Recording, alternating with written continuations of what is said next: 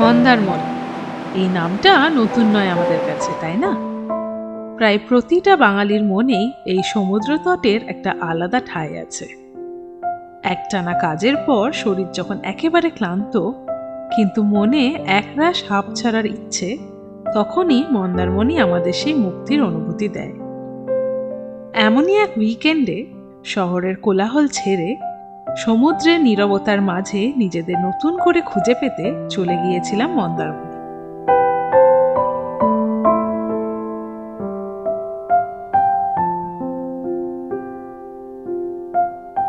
তাহলে আর দেরি না করে আপনাদের নিয়ে যাওয়া যাক ঢেউয়ের মাঝে বালির পথ ধরে মন্দারমণির বুকে গড়ে ওঠা একটা নতুন গল্পে। তবে তার আগে আমি অহনা আপনাদের সবাইকে স্বাগত জানাই ট্রাভেল উইথ অহনাবিক চ্যানেলের একটা নতুন এপিসোডে। চলুন এবার শুরু করি আমাদের মন্দারমণির কাহিনী।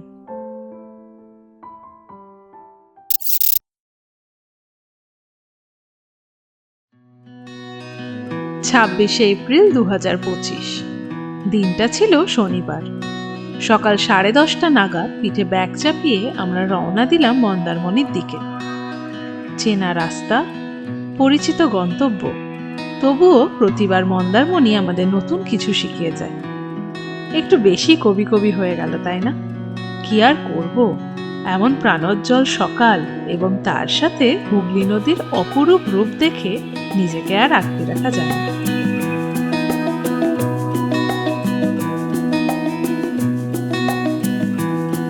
চলতে চলতে আমরা ধরে নিলাম NH-16 আর শুরু হয়ে গেল 3 লেনের ঝাঁ চকচকে রাস্তা। ধুলাগড় টোলগেট পেরোতেই পেট থেকে সোজা সিগন্যাল আসতে শুরু করল। এবার আর দেরি নয়, খাওয়ার জন্য একটা বিরতি দরকার। যদিও প্ল্যান ছিল একটু এগিয়ে গিয়ে কোথাও ব্রেক নেব, কারণ বেরোতে একটু দেরি হয়ে গেছিল সকালে। কিন্তু দুর্জোর জোর আবদার। একবার কোলাঘাট এসে শেরি পাঞ্জাবে না খেলে ট্রিপ শুরু হয় নাকি? বাধ্য হয়ে ঢুকে পড়লাম কোলাঘাটের সেই বিখ্যাত রেস্তোরাঁ।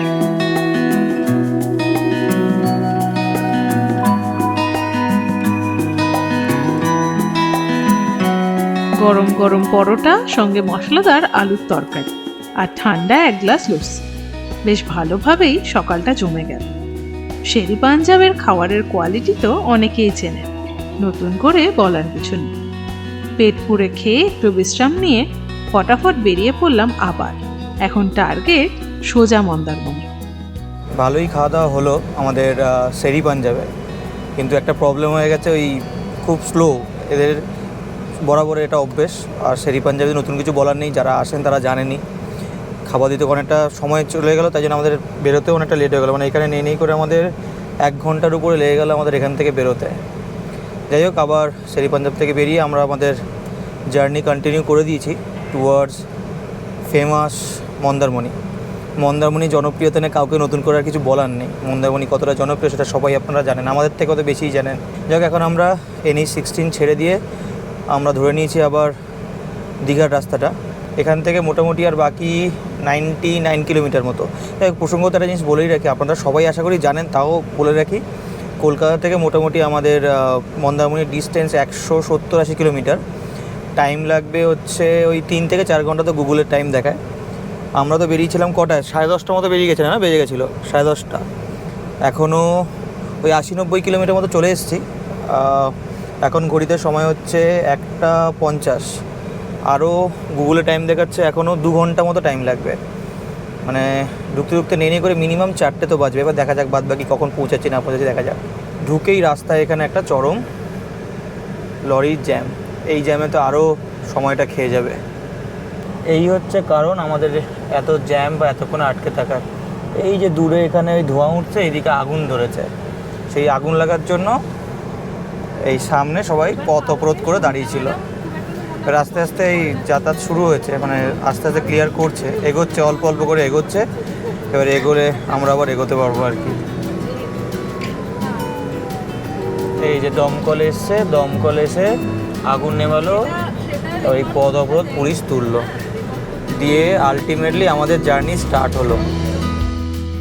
জানালার বাইরে চোখে পড়ে বিস্তীর্ণ সবুজ ধানের মাঠ, মাঝে মধ্যে পুকুর আর তাল খেজুর গাছ। গাড়ির ভেতর জমিয়ে গল্প, আড্ডা আর হালকা গান। হাসি মজার মধ্যে দিয়ে গাড়ি ছুটছে সমুদ্রের দিকে। রাস্তা বেশ ভালো, বিশেষ করে হাইওয়ে পর্যন্ত ড্রাইভটা বেশ মসৃণ।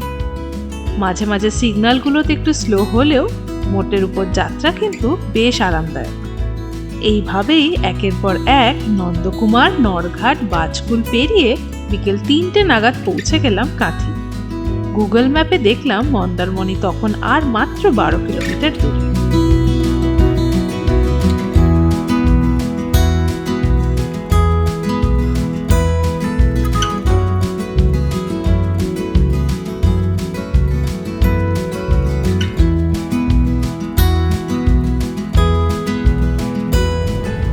ঘড়ির কাটায় সময় এখন ওই 3টে বেজে ওই 30 মিনিট মতো বাজে, 3:30। আর আমরা পৌঁছে গেছি চাউলখোলা। চাউলখোলা থেকে এই সোজা চলে যাচ্ছে দীঘা, আর বাঁ দিকে আমাদের চলে যেতে হবে মন্দারমণি। এখান থেকে দীঘার ডিস্টেন্স খুব বেশি নয়, এখান থেকে হার্ডলি হয়তো কতক্ষণ হবে, ওই 20-22 কিলোমিটার। আর এখান থেকে আমাদের মন্দারমণির ডিস্টেন্স হচ্ছে 9 কিলোমিটার মতো। আশা করছি 15-20 মিনিটের মধ্যে আমরা মন্দারমণি ঢুকে যাব। আচ্ছা, আপনারা যারা বাসে করে আসছেন, তো আপনারা এই মন্দারমণি আমাদের এই চাউলখোলা বাস স্টপে নামবেন। নেমে এই অটো বা টোটোগুলো ধরলে আপনারা খুব সহজে আপনার মন্দারমণি পৌঁছাবেন। আশা করি আপনারা সবাই জানেন, তাও আপনাদের যারা জানেন না তাদের জন্য একটু বলে রাখলাম। আর আমাদের টাইমটা একটু বেশি খেয়ে গেল, 5 ঘন্টা মতো লাগলো। 10:30 আর এখানে 3:30, মানে 5 ঘন্টা মতো লাগলো। 5 ঘন্টা আমাদের খেয়েছে, এই কারণ হচ্ছে আমরা ওখানে খাওয়া দিতেও লেট করেছে। তারপর ওই জ্যামে ওখানে আটকে গেলাম, যে আগুন জ্বলে গেছে দেখাচ্ছিলাম, ওইখানেও প্রায় 40 মিনিট মতো সময়টা খেয়েছে। তারপরে খেতেও ওখানে 1 ঘন্টার বেশি চলে গেছে শুধু মানে দিতে দেরি করার জন্য। যাক, আলটিমেটলি পৌঁছালাম। জার্নিটাতেই এনজয় করেছি, বেশ রাস্তাটা এত সুন্দর, খুবই এনজয় করেছি। এখন তো রাস্তাঘাট সত্যি খুব ভালো ডেভেলপ করে যাচ্ছে, যত দিনকাল যাচ্ছে রাস্তাঘাট এত সুন্দর হয়ে যাচ্ছে, তাই রোড জার্নি করতে কোনোই কষ্ট হয় না। যাক, আলটিমেটলি আর কিছুক্ষণের মধ্যেই আমরা ঢুকে যাব আমাদের long waited Mandarmani sea beach. দুপুর গড়াতে গড়াতে পৌঁছে গেলাম মন্দারমণিতে। সামনেই সমুদ্র, সেই চিরচেনা অথচ চিরনতুন। আজকের আমাদের আস্তানা হলো বম্বে বিচ রিসর্ট। সমুদ্রের একেবারে পাশে সাদা বালির ঠিক গায়ে দাঁড়ানো একটি আশ্রয়স্থল। এসে গেছি Bombay beach resort. Long waited একটা ট্রিপ এটা। লং ওয়েটেড ট্রিপ বলবো না, সাডেন প্ল্যান, কিন্তু এরকম একটা ট্রিপের জন্য অনেক দিন ধরে ওয়েট করেছিলাম। যাই হোক, আলটিমেটলি আসা হলো। এই হচ্ছে পেছনে আমাদের পুরো রিসর্টটা। আমি ঘুরে ঘুরে এক এক করে সব আপনাদের দেখাবো। আর তার থেকে বড় কথা, এই পেছনে বিচ বিচে যাবো। তার আগে আপনাদেরকে একটু রুমটা দেখিয়ে দিই, তারপরে আপনাদের বিচে আর বাকি প্রপার্টিগুলো এক করে সব দেখিয়ে দিচ্ছি, আর সমস্ত ডিটেলস আপনার সাথে শেয়ার করছি।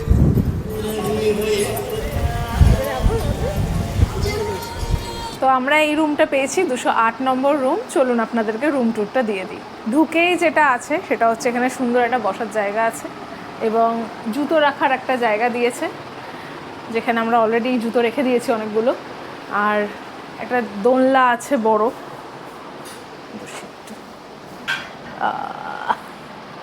আর অ্যাজ ইউজুয়াল এখানে একটা কাবার্ড, বাথরুম, এখানে একটা টি টেবিল, ছোট্ট একটা টি টেবিল দিয়েছে এখানে চা খাওয়ার জন্য। জানলার পাশে টিভি, মিনি ফ্রিজও আছে এবং আছে হচ্ছে একটা কুইন সাইজ বেড।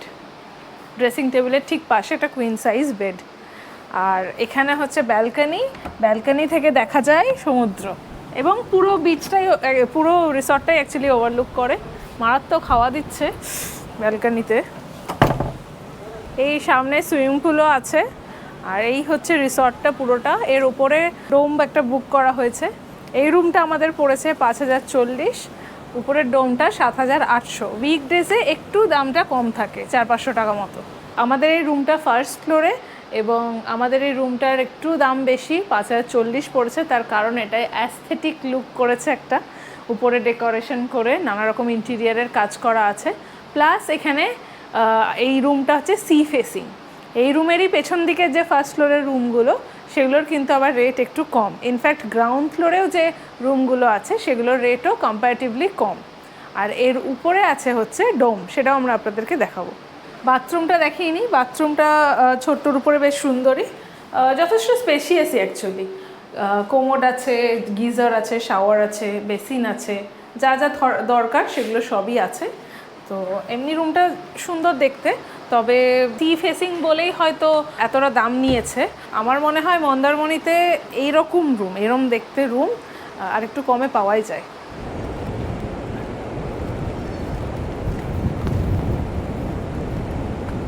আমাদের ফার্স্ট ফ্লোর থেকে সিঁড়ি দিয়ে উঠে এসেই এখান দিয়ে ঢুকে রুফটপে এলাম। ডোমটা রুফটপেই। এই হচ্ছে ডোমের আউটার লুক, সামনে সমুদ্র, আর এই হচ্ছে ডোমের লুক, এই হচ্ছে ডোম। তো চলুন ভেতরে আপনাদেরকে ঘুরিয়ে নিয়ে আসি ডোমটা যে খুব স্পেশিয়াস তা কিন্তু নয়। দা ভাই দোলনায় দুলছে, দোলনাও দিয়েছে এখানে। আর একটা কুইন সাইজ বেড আছে, ওখানে বাথরুম, উপরে একটা বড় ঝাড় লাগিয়ে দিয়েছে, ঝাড় শ্যান্ডেলিয়ার যেটাকে বলে আর কি। আর টিভি, মিনি ফ্রিজ, এখানে একটা কুলারও দিয়েছে, মানে এসি চলছে বাট তার সাথে একটা কুলারও দিয়েছে। আর এখানে একটা বিচ ভিউ এনজয় করার জন্য এখানে একটা ছোট টি টেবিল এবং টি সেট আপ দিয়েছে, গাছ টাছ দিয়ে সাজানো। এমনি সাজানোটা সুন্দর, কিন্তু খুব যে স্পেশিয়াস তা নয়।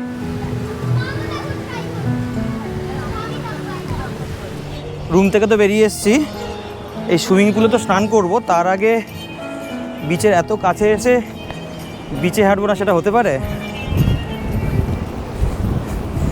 তাই সুইমিং পুলে যাওয়ার আগে একটু বিচটা কাছ থেকে দেখতে চলে এসেছি, একদম সামনে। এখন একটু ভাটা চলছে তাই একটু দূরে আছে। বললেন যে একটু সন্ধেবেলার পর থেকে, তারপর সকাল 6টা সাড়ে 6টা অবধি আবার জল কাছে চলে আসবে, মানে জোয়ার সামনে চলে আসবে, তখন আবার সুবিধা হবে।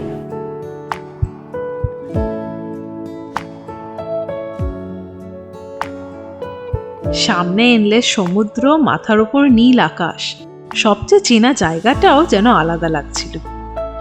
বাকি অনেকের মতোই আমরাও এখানে এসেছি শুধু একটু বিশ্রামের খোঁজে।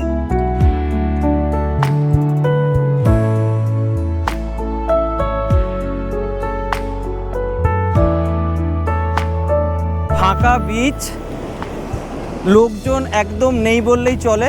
গুনে দিচ্ছি আমাকে, এখানে একজন দুজন 4জন, আর এইখানে গুটি কত আছে, ওইদিকে একটু আছে। আমাদের রিসোর্টটা তো এই যে এখানে, রিসোর্টের সামনে একদম ফাঁকা, একদমই ফাঁকা। বেশ সুন্দর এনজয় করার জায়গা, কিন্তু সবাই আগে বলছে আগে সুইমিং পুলে স্নান করে, কারণ অন্ধকার হয়ে গেলে সুইমিং পুলে তো যাওয়া যাবে না।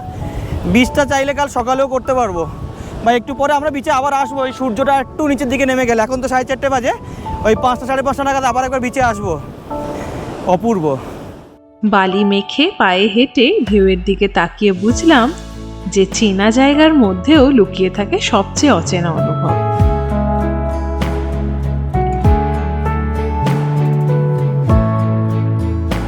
বেশ সুন্দর হাঁটাচলা করলাম বিচের মধ্যে, বিচের উপরে। আর আপাতত কিছুক্ষণের জন্য, মানে কিছুক্ষণের অল্প সময়ের একটা মনকে শান্তি দিয়ে আবার ব্যাক করছি, কারণ আমার জন্য ওয়েট করছে ওই সবাই সুইমিং পুলে স্নান করে বলে। এখানে এত হাওয়া দিচ্ছে, এখন বৈশাখ মাস চলছে, তো বৈশাখ মাস চলছে বলে এত হাওয়া দিচ্ছে। আমি চেষ্টা করেছিলাম একটু ড্রোনটা ওড়ানোর জন্য, কিন্তু ড্রোনটা কোনোভাবেই কন্ট্রোল করতে পারছে না। ড্রোনে ওয়ার্নিং আসছে, খালি হেভি উইন্ড একটা ওয়ার্নিং আসছে, তো সেই কারণে ড্রোন তো আমি কোনোভাবে মুভ করাতে পারছিলাম না, আবার নামিয়ে দিয়েছি। দেখি যদি হাওয়া তেজ একটু কমে, ফ্লোটা একটু কমে, তাহলে আমি একবার ড্রোনটা ওড়ানোর চেষ্টা করবো। খুব শখ আছে ড্রোনটা এখানে নিয়ে ড্রোন শটগুলো নিজেও দেখা, আপনাদেরকেও দেখানো। আমার পেছনেই তো আছে আমাদের পুরো প্রপার্টিটা, বোম্বে বিচ রিসর্টের প্রপার্টিটা। সুইমিং পুলে যাওয়ার আগে আপনাকে একটু প্রপার্টিটা দেখিয়ে দিই। এই দিকটা হচ্ছে আমাদের যে রুমটা আছে, তার উপরে ডোমটা দিয়ে দেওয়া আছে, ওটা 215 আর 208। এইদিকে সেম টাইপের আছে রুম আর ডোম কিছু আছে, আর তার নিচে ফার্স্ট ফ্লোরে আমাদের, আর গ্রাউন্ড ফ্লোরে রুম আছে কিছু। তো এইগুলো হচ্ছে রুমস, নর্মালি রুমস। আর আমাদের সামনে দিকে রুম রেন্টটা যেটা বললো হন একটু বেশি, পেছনের দিকে রুমগুলো কিন্তু রুমটা একটু রেট কম। মেন রোড থেকে ঢুকলে যে রুম, ওখানে বেশ কিছু রুম আছে, আমি দেখাচ্ছি আপনাদেরকে। এই রুমগুলো কিন্তু বলা হয় বাংলো বা কটেজ রুম। এগুলো রেট কিন্তু ওই একটু কম, ওই 3000 বা সামথিং কিছু রেটের মধ্যে পড়ে। তবে উইকডেজে যে কোনো মানডে টু থার্সডে রেটগুলো একটু কম থাকে, ফ্রাইডে টু সানডে রেটটা তুলনামূলক সব জায়গায় সব রুম বেশি থাকে। এটা শুধু বোম্বে বিচ নয়, এটা মন্দারমণির, এটা বলতে পারেন এটা একটা রুল, যে কোনো হোটেল বা রুমের রেন্টগুলো সবসময় বেশি থাকে উইকেন্ডেগুলোতে। আপনারা চাইলে আসতে পারেন। তবে আমার যেটা মনে হয়, এখনও পর্যন্ত সার্ভিসটা তো খুব অ্যাভেল করিনি, সার্ভিস দেখা যাক কী হয়। তবে আমার যেটা ইনিশিয়ালি দেখে যেটা মনে হচ্ছে, যেটা আমরা সোশ্যাল মিডিয়াতে দেখে এসেছিলাম, যেটা ইউটিউব দেখে বা আমরা ফেসবুক দেখে অনেকেই বোম্বে বিচ রিসর্ট সময় দেখে এসেছিলাম, বাইরে থেকে এক্সটেরিয়ার পার্টটা কিন্তু ওয়েল মেনটেন আমাদের অতটা লাগলো না, যতটা দেখেছিলাম ততটা নয়। তারপরে ভেতরের রুমগুলো আমরা যতটা বড় বড় শো করি বা দেখেছিলাম, দেখে এক্সপেকটেশন ছিল, সেটা অতটা বড় লাগলো না। আমার যেটা মনে হয় এই রেন্টের বা এই রেঞ্জের মধ্যে হয়তো মন্দারমণিতে আরও বেশ কিছু হোটেল আছে যেগুলো আপনারা চাইলে কিন্তু আসতে পারবেন। তবে এটা আমি বলছি না যে কোনো অংশে খারাপ, যথেষ্ট ভালো একটা প্রপার্টি, যথেষ্ট ভালো রুমগুলো কিন্তু যথেষ্ট ক্লিন আছে। তবে এই বাজেট যদি বলেন, এই বাজেটের মধ্যে চাইলে আপনারা কিন্তু অন্য আরও ভালো রুম পেতে পারেন।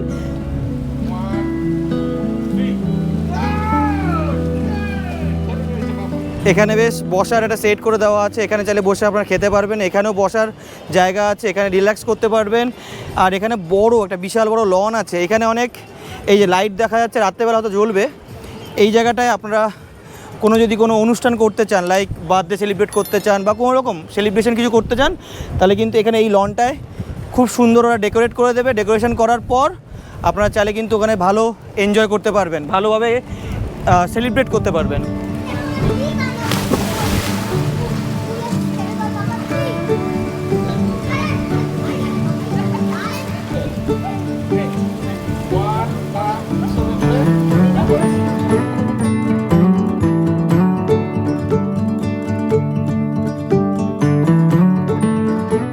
জীবনের সবচেয়ে সুন্দর মুহূর্ত হলো যখন চিন্তামুক্ত মনে প্রিয় মানুষটির সাথে একখানি সুন্দর জায়গায় সময় কাটানো যায়। কোনো প্ল্যান নেই, কোনো টাইমিং নেই, শুধু অনুভবের উপর ভর করে হাঁটা। বালির উপর পায়ের ছাপ পড়ে, আবার মিলিয়ে যায়। ঠিক যেমন জীবনের ছোট ছোট দুশ্চিন্তাগুলো আসে, আবার সময়ের সাথে মিলিয়ে যায়।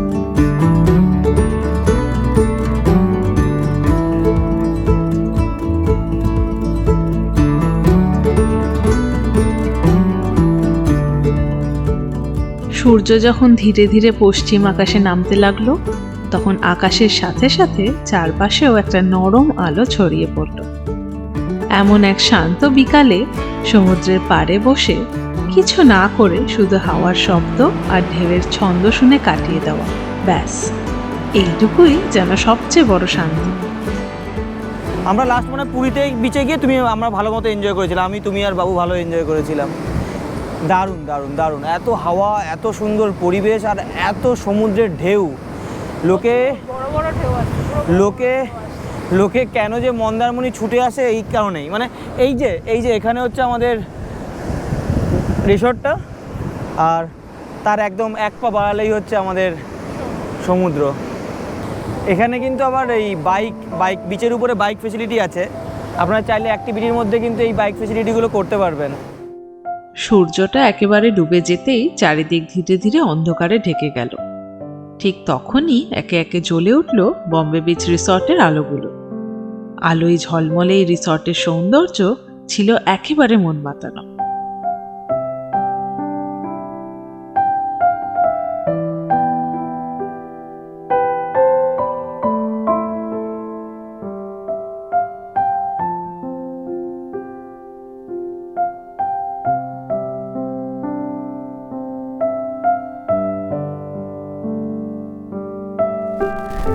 বাইরে তো মারাত্মক খাওয়া দিচ্ছে, তাই সন্ধে স্ন্যাক্স খাওয়ার জন্য আমরা ভিতরেই বসলাম। তো এই আমাদের স্ন্যাক্স চলে এসেছে, কাবাব অর্ডার করা হয়েছে, এটা বাঞ্জারা কাবাব। রেশমি কাবাবও করেছিস না? রেশমিটা শেষ করে দিয়েছে না? না, তো আসলে তোমার দুজনের একটা কাবাব। কোয়ালিটি কেমন? ভালো হয়েছে, কাবাবও বেশ ভালো খেতে। এসি রুমে কেন থাকবো বলুন তো, একটা কারণ বলুন। বাইরে এত হাওয়া, আমাদের রুমে ব্যালকনিও আছে, ওইখান থেকেও দারুণ হাওয়া দিচ্ছে। এই হচ্ছে দিদিদের ডোমটা, এত খোলামেলা জায়গা, এটাই পয়সা উসুল বলতে গেলে। এই রেটটা যে নিয়েছে, টাকাটা যে নিচ্ছে, এই টাকাটার মেন পয়সা উসুল হচ্ছে এইটা। এই টেরাসে বসে তার সাথে এত সুন্দর একটা ভিউ আর তার সাথে এত সুন্দর হাওয়া, সেই এনজয় করা, এইটাই পয়সা পুরো উসুল হয়ে যাচ্ছে একদম। দেখুন বাইরে থেকে এখন রাতের ভিউটা, এত সুন্দর, চারদিকটা আলোয় আলোয় হয়ে গেছে, ঝলমল করছে, জাস্ট অসাম লাগছে, অসাম।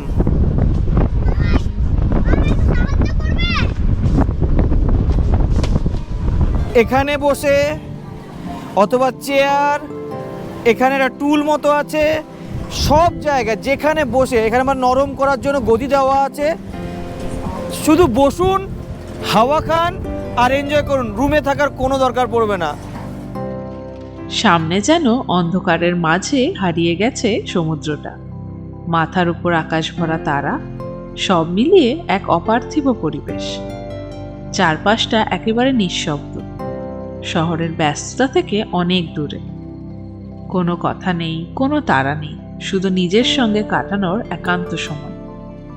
রাত বাড়ার সঙ্গে সঙ্গে বাতাস একটু শান্ত হয়ে আসায় ব্যালকনিতে বসেই রাতের ডিনারটা সেরে ফেললাম।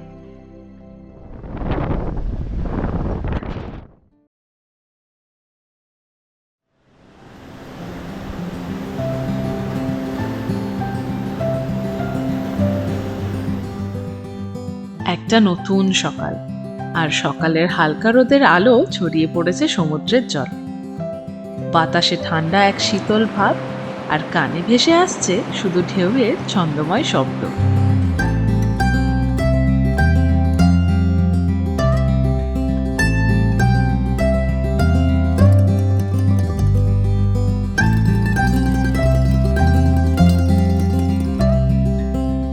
এই সকালবেলা একটু হাওয়াটা কম আছে, কালকের তুলনায় দেখলাম হাওয়াটা একটু কম আছে, তাই সুযোগ বুঝে আর একটা সেকেন্ডও সময় নষ্ট করিনি, ফটাফট ড্রোনটাকে উড়িয়ে দিয়েছি। ড্রোন উড়িয়ে ভালো কিছু শট নিয়ে নিয়েছি। আপনারা এতক্ষণে সেই শটগুলো দেখেও নিয়েছেন হয়তো। কালকে রাতেরবেলা একটু বৃষ্টি হলো, সেই বৃষ্টিটা হওয়ার পর দেখলাম হাওয়াটা কমে গেল, মানে কোনো এক জায়গায় হয়তো নিম্নচাপের সৃষ্টি হয়েছিল, সেই নিম্নচাপটা সরে যেতে আবার হাওয়াটা কমে গেল হয়তো। একটু পরে এদের 8:30 9টা থেকে এদের ব্রেকফাস্ট চালু করবে, বুফে সিস্টেম ব্রেকফাস্ট। তো সেই ব্রেকফাস্টটা আমরা আবার করতে যাব, ব্রেকফাস্ট করব। রিসর্টের রিসেপশনের একদম পাশেই রেস্টুরেন্টটা। ব্রেকফাস্টে ছিল luchi, ghugni, idli, boiled egg, butter, bread, juice আর কর্নফ্লেক্স। বেশ ভালোই ভ্যারাইটি। একটা প্লেটে পছন্দ মতো খাবার তুলে নিয়ে টেবিলে বসে পড়লাম। খাবারের কোয়ালিটি যথেষ্ট ভালো। পেট পুড়ে খেয়ে দিনের শুরুটা বেশ ভালোভাবেই হলো। মন্দারমণি এর আগে আমরা এসেছি, কিন্তু মন্দারমণিতে একটা আলাদা শান্তি আছে। হ্যাঁ, হতে পারে এটা একটু কস্টলি বাকি বিচগুলোর তুলনায়, কিন্তু এটা ঠিক কলকাতার এতটা কাছে, একদম বলতে গেলে বিচের উপরে একদম রিসর্ট, এই একমাত্র বলতে গেলে এই মন্দারমণিই পাওয়া যায়। সেই জন্য হয়তো রেটটা একটু বেশি এখানে। আর সবথেকে বড় ব্যাপার হচ্ছে এই জিনিসটা, এই ফেসিলিটিটা তেমন কোথাও আর নেই। যেমন আমি যদি বলি তাজপুর বলুন বা আশেপাশে যে আমাদের শঙ্করপুর, এইসব জায়গাগুলোতে আছে, আস্তে আস্তে 2-1টা করে, আমি যতটুকু জানি 2-1টা করে রিসর্ট তৈরি হচ্ছে একদম বিচের উপরে। কিন্তু আরও বেশি তৈরি হয়ে গেলে হয়তো এই জায়গাটা আর একটু রেটটা হয়তো একটু কমবে, দেখা যাক। আর আপনাদের যদি কেউ কোনো চেনাশোনা কেউ থাকে, মানে যদি কোনো চেনাশোনা জায়গা থাকে যেখানে এরকম বিচের উপরে রিসর্ট আছে, যদি জানা থাকে তাহলে অবশ্যই একবার একটা আমাদের কমেন্ট সেকশনে জানাবেন, তাহলে আমরাও একবার গিয়ে দেখে আসবো আর আপনাদেরকেও অবশ্যই দেখাবো। আপনারা চাইলে একদিনে কলকাতা থেকে মন্দারমণি ঘুরে অনায়াসে আবার বাড়ি ফিরে যেতে পারবেন। এবার আমাদের বাড়ি ফেরার পালা। এখানকার শান্ত পরিবেশ, সমুদ্রের ধারে কাটানো সময়, সবকিছু এত তাড়াতাড়ি পেছনে ফেলে যেতে মন চাইছিল না। তবু ফিরে যেতেই হবে, আবার সেই চেনা ব্যস্ত শহরের দিকে।